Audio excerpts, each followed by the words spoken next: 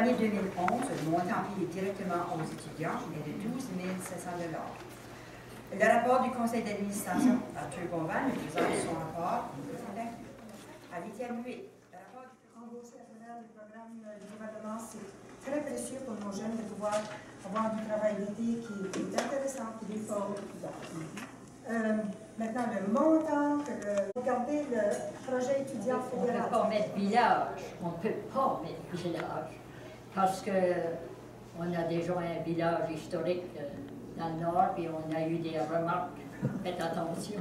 On ne peut pas non plus disposer. Est-ce qu'il y a vraiment eu une digue à Grande Digue? Et la réponse que la plupart d'entre nous se sont d'objets rattachés à l'histoire. Il faudra vraiment que tu les impressionnes. Alors, j'ai pas longtemps parlé. Si vous sentez là, que j'exagère, dites rien. Rapetissez juste le poisson. Faites juste un signe comme ça. On rapetissera le poisson. Je m'ai fait une note. C'est comme ça. Puis l'échelle était beau. Puis là, il faut que je monte 3 fois dans la salle, c'est des hautes nominations. Les femmes suivantes.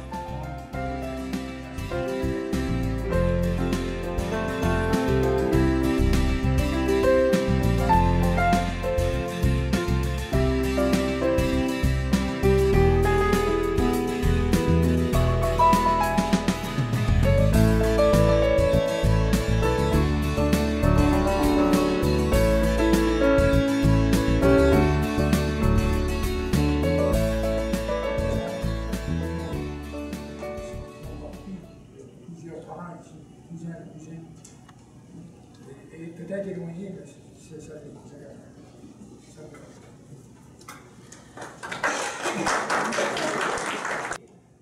S'il y en a une, puis si elle existe en quelque part, évidemment aujourd'hui elle n'existe peut-être plus, mais si elle existe en quelque part sur des cartes, on va la trouver. Ça fait qu'à partir de ça, c'est mon domaine, la cartographie, la géographie, les cartes anciennes, j'aime beaucoup. Ça fait que je me suis mis à la tâche. J'ai été dans les documents, genre le musée, le Royal Museum à Greenwich, à Londres par exemple. C'est des sites internet, je n'ai pas été là en personne. Les archives du Canada, à Ottawa, les photos aériennes de New Brunswick, les photos satellites, tous les outils que je pouvais trouver pour essayer de répondre à la question. Les cartes que vous avez là, la première, c'est la plus vieille carte qui existe en détail de la région. C'est la carte qui est présentée ici, que Edgar Légère a voulu nous amener aujourd'hui. Donc, je vous invite à la voir en détail après, cette carte ici. J'ai mis la position de l'église pour vous situer. Ce qui nous intéresse, c'est un morceau de terrain ici. Et ça, c'est la carte de départ qui date de 1765. 1765, c'est le temps où il est venu faire l'expertise du terrain. Il n'y avait personne dans la région à l'époque. Il y avait quelqu'un, il y avait des Acadiens dans la région, mais pas exactement à cet endroit ici. La carte d'Edgar vous montrera l'ensemble de cette carte-là si vous voulez la visiter tantôt. On voit bien la dune de ça, et on voit ici ce que j'appellerais le marais. Qui plus tard sera utilisé par les premiers pionniers. Je vais aller voir si je ne trouve pas des cartes des filles en question. Prochain. Et j'ai passé à travers le site du fédéral et des archives. J'ai trouvé cette carte-ci, c'est seulement un morceau ici que vous avez, mais il y avait des indications. Ces cartes-là, c'est sur l'ordinateur. Tu fais apparaître ça sur ton écran, tu essaies de l'agrandir, c'est pas tout le temps clair quelle carte que c'est. Et finalement, j'ai réussi à trouver Bayfield et puis Surveyed en 1839. C'était une carte beaucoup plus récente que celle de Maxwell et beaucoup plus qui ferait le vide entre la carte de la première que j'avais montrée de départ et celle de Maxwell. Fait que là, j'ai fait un agrandissement, j'ai pensé, OK, on va examiner en détail cette carte ici. Et puis, on va essayer de voir par rapport à les changements qu'il y aurait pu avoir entre celle de Maxwell et celle de... Donc, j'explore en détail la carte et je vais m'arrêter ici, la prochaine image. Et là, je trouve quelque chose que j'avais jamais vu avant.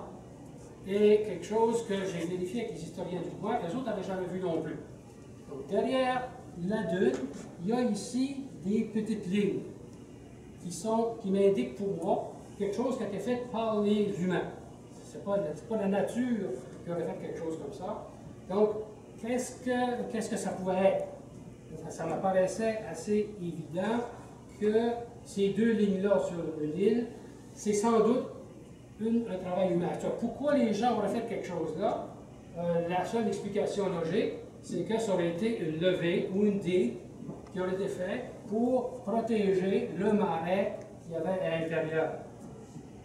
C'est quand même imposant à l'échelle, c'est presque 500 mètres de long. Et la carte de l'époque montre un trou au milieu. Donc, une digue avec un trou, ça ne sert à rien. Mais peut-être, avant 1939, celle-ci, ce survey ici était fait en 1939, avant 1939, ça devait être quelque chose de plus complet que ça. Donc ici, je vois peut-être les restants d'une levée. Et au milieu ici, j'ai discuté avec Ron et Gilles, j'ai parlé à Bernard au musée. Ron et Gilles, c'est un historien assez connu du coin. Et puis on a discuté beaucoup là-dessus, puis il me dit oui, ça se pourrait que ça soit une digue, et qu'au milieu ici, on aurait eu une porte qu'on utiliserait, qu'on mettrait de temps en temps, ou qu'on baisserait, ou on lèverait, dépendant de la marée, dépendant des tempêtes. Il m'a dit qu'il avait trouvé quelque chose de semblable du côté de Barachois, du côté ici. C'est logique, c'est possible, c'est plausible qu'on aurait eu. Donc, une digue agrandie avant 1839, qui a fonctionné avant 1839, donc depuis l'arrivée des pionniers jusqu'en 1839. Peut-être la tempête est arrivée la veille, peut-être arrivée quelques années avant, on ne sait pas. On pense qu'il y a peut-être une tempête qui aurait détruit, brisé la digue. Ça fait que là, j'ai pensé, on va essayer maintenant de placer cet événement ici sur les cartes de plus en plus modernes, puis sur les photos aériennes pour voir où ce que c'est aujourd'hui, ces affaires-là. Ça fait que j'ai premièrement transféré sur la carte de Maxwell, qui est un peu plus récente. Donc, je me dis, OK, Maxwell ne montre rien, mais si je prends cette carte-là, puis je garde l'alignement des champs, puis je la positionne ici, ça serait à peu près là qu'elle aurait été placée si elle avait existé sur la carte de Maxwell.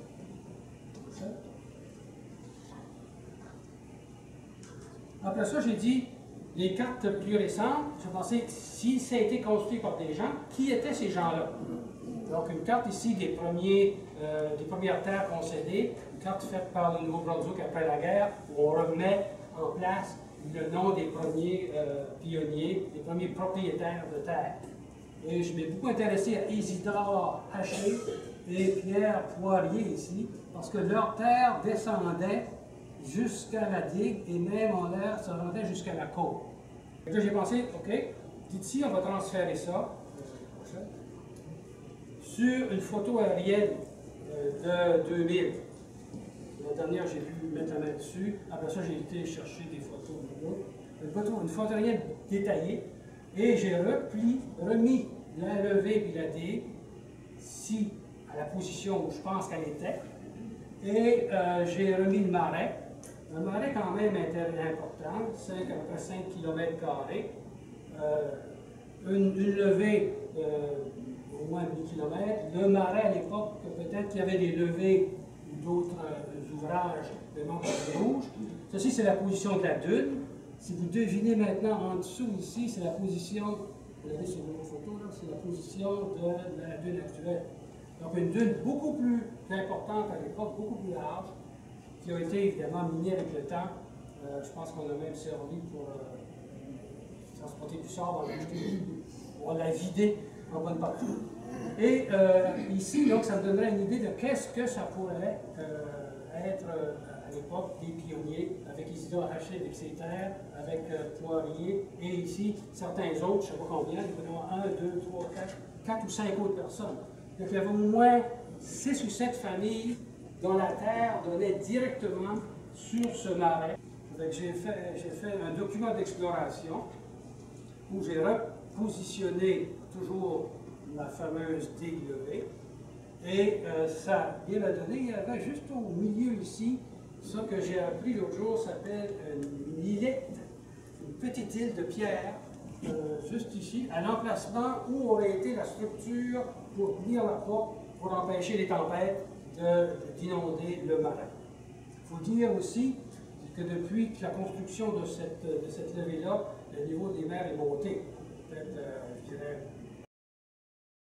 Lors de notre première sortie, on a pu quand même voir une espèce, c'était vraiment marée basse, on a pu voir l'îlot qui paraissait. Et on a tout essayé pour se rendre sur place. Et on a calé jusqu'ici, hein, dans la boîte, dans la base, et puis il n'y a pas moyen d'avancer.